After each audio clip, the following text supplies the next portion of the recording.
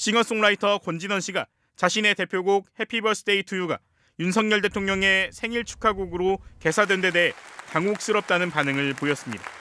가수 권진원 씨는 오늘 자신의 SNS를 통해 장미꽃 한 송이와 시집 한 권의 선물만으로도 행복한 생일을 보낼 수 있는 연인들의 사랑 노래 해피 버스데이 투 유가 이렇게 개사되다니라며 정말 당혹스럽다고 적었습니다. 윤 대통령 생일 축하 개사곡 중 하나는 권진원 씨의 해피 버스데이 투 유로 원곡은 이렇습니다. 아름다운 그대를 만난 것 하늘께 감사드릴 우연 작은 내 마음 알아주는 그대가 있기에 이 세상이 난 행복해. 그런데 경호처는 이 가사를 하늘이 우리에게 보내주신 대통령이라는 낯뜨거운 문구를 넣어 바꿔 불렀습니다.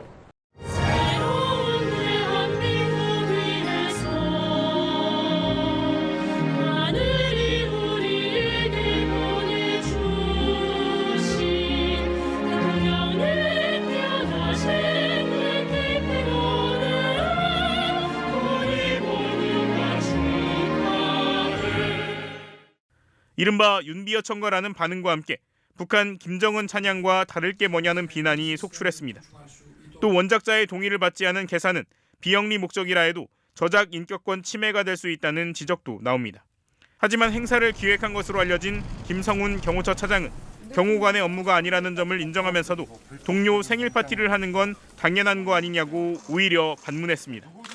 반대로 여러분들은 생일 친구들이 축하 파티나 생일 축하송 안 해주나요?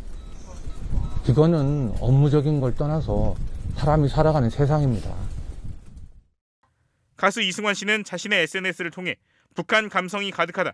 하늘이 우리에게 보내주신 윤석열 동지 만세라고 비꼬는 글을 남기기도 했습니다.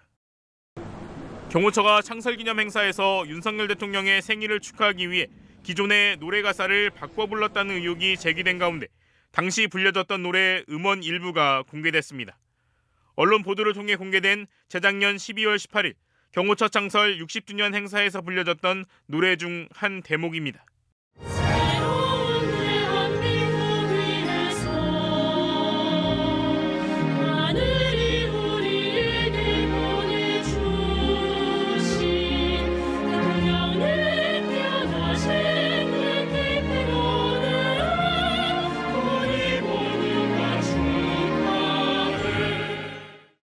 악보에 적힌 제목은 창설기념 행사 메들리였지만 공개된 가사 내용들은 윤 대통령에 대한 찬양 일색이었습니다.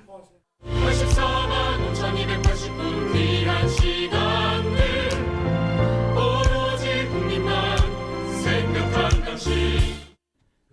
특히 하늘이 보내주신 대통령이 태어나신 오늘 등의 가사가 낯뜨겁다는 반응이 속출했습니다. 온라인상에서는 여기가 북한이냐, 사이비 종교단체에서나 볼 수 있는 추태다. 저걸 불렀던 경호처 직원들은 얼마나 자괴감이 들었겠냐며 분노와 조소가 동시에 터져나왔습니다. 이 노래들은 경호처 직원의 참관하에 섭외된 음악인들이 녹음했는데 이 과정에 참가했던 음악인들은 이 사실을 외부에 유출하면 안 된다는 비밀유지 계약서까지 요구받은 것으로 전해졌습니다.